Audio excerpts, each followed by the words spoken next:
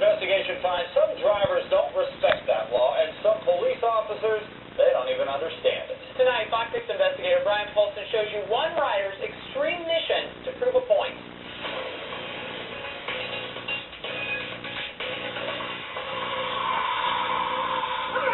Like any other cyclist who rides on the road, Jeff Springs has had his share of close calls.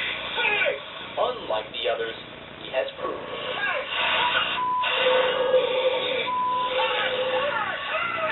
Springs is a Fox 6 News photographer, but it's what he's been doing on his own time. And that one goes on the helmet. With his own equipment.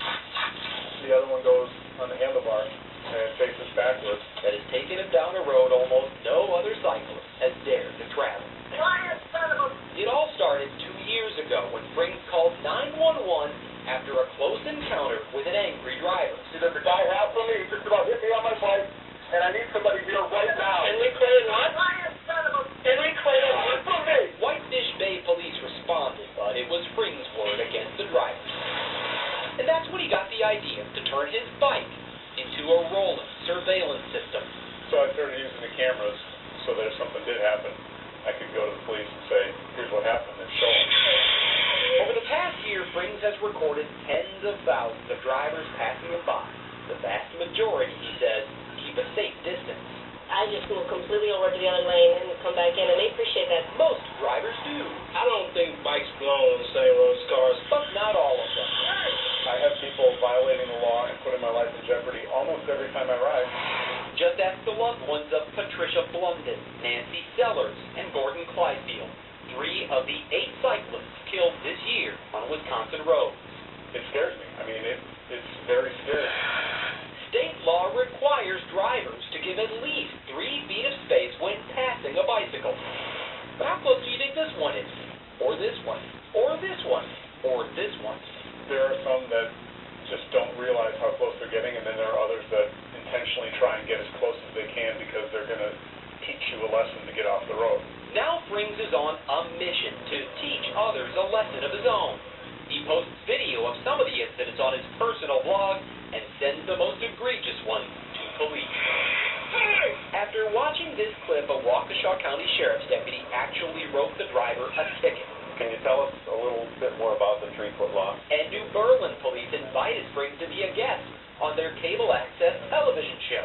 I'm trying to raise awareness of that this law exists. You got a far different reaction after this close call in Brookfield. I'm guessing this mirror was probably no more than a foot away from me. Not only did Brookfield police decline to issue the driver a ticket, they told Springs they could have cited him for obstructing traffic with his bike.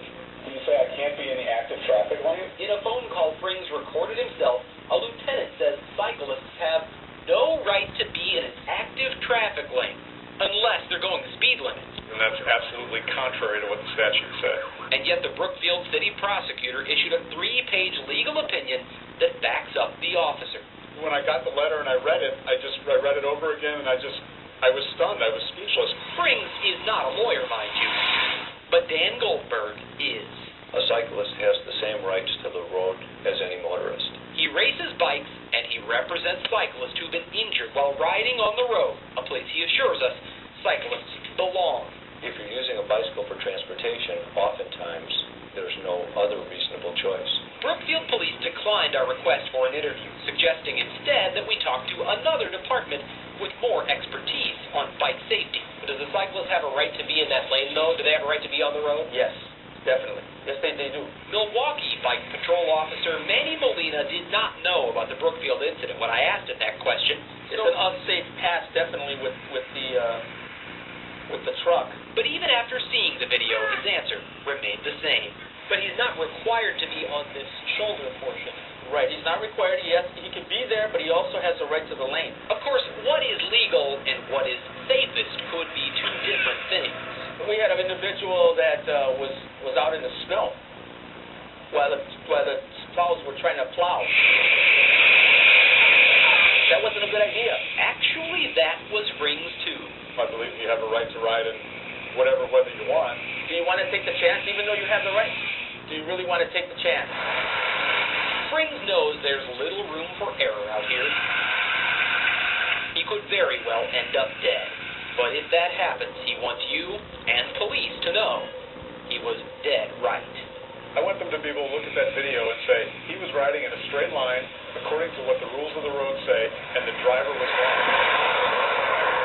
The Wisconsin Department of Transportation is conducting training courses for police officers to help them brush up on bicycle laws. The director of that program tells me 37 officers took part in their first 2 courses in Madison.